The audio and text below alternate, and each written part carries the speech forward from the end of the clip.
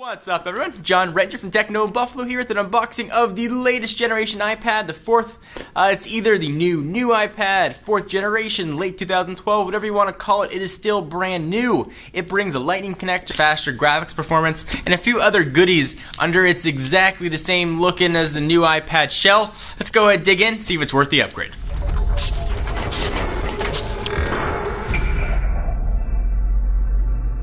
Alright, so here is the fourth generation iPad, the new iPad. We've got it all dolled up here in 16 gigabytes configuration. It's going to run through to 16 to 64 in Wi-Fi or 4G flavors. Now Sprint is joined in on the party.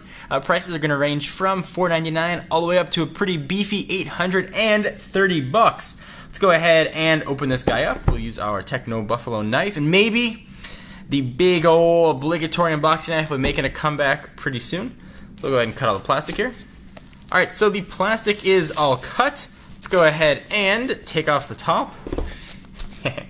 Alright, so here is the fourth generation iPad, looking and feeling exactly like the third generation iPad. Push that off to the side for just a moment. What are we going to get inside of the box of goodies? Designed by Apple in California. There is the lightning cable. We've got some getting started guide and a couple pairs of Apple stickers, or one pair of Apple stickers, and a new charging brick for charging up your iPad mighty fast. Alright, so here is the new fourth generation iPad. Go ahead and peel this off. You should get about twice the performance, graphics and video wise versus the last generation. So while most of the improvements are internal, you should see a lot of improvement, especially if you're a heavy gamer on your iPad. Or if you do a lot of video rendering or exporting using iMovie or another video editing piece of software. Alright, so here we are running, of course, iOS 6. Let's talk about the dimensions. We are looking at 9.5 inches by 7.31 inches by 0.73 inches, and it weighs 1.44 pounds. The screen is now a very familiar 9.7 inch screen. That's an IPS technology built in with a resolution of 2048 by 1536. It's going to give you 264 ppi. Powering this is a 42.5 watt-hour battery, which Apple says is going to give you 10 hours of use. So let's get to the new stuff. It's got a 1.4 gigahertz dual-core A6X chip with quad-core graphics, so it should be a screamer. A gig of RAM in here as well, and of course we'll be playing games and benchmarking it, let you know how it fares in our full review. Again, internal storage is going to range from 16, 32, or 64. It has two iSight cameras. First one lives right there. It's a 5 megapixel camera with shoot 1080p video. We've got a FaceTime HD camera living right up front. 1.2 megapixels, it can shoot 720p. And again, if you want to get a LTE version, coming out in just a few weeks, LTE will be on AT&T, Verizon, or now Sprint. Got Bluetooth and no NFC, and available in black or white.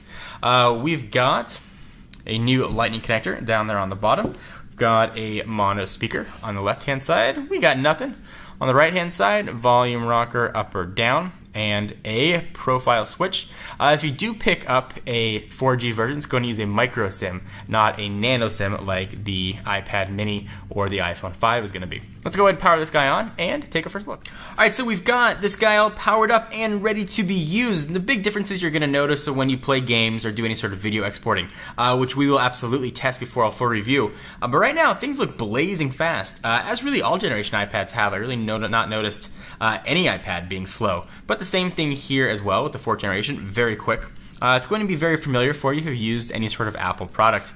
So look for our full review in the coming days to let you know if this is a worthwhile upgrade, a worthwhile purchase, or whether or not you should skip it or run to the Apple Store to get it. Let's do just some quick comparisons. Here is the last generation iPad, which was called the new iPad. Put those guys side by side. Third generation versus fourth. Pretty similar there as well. A few differences.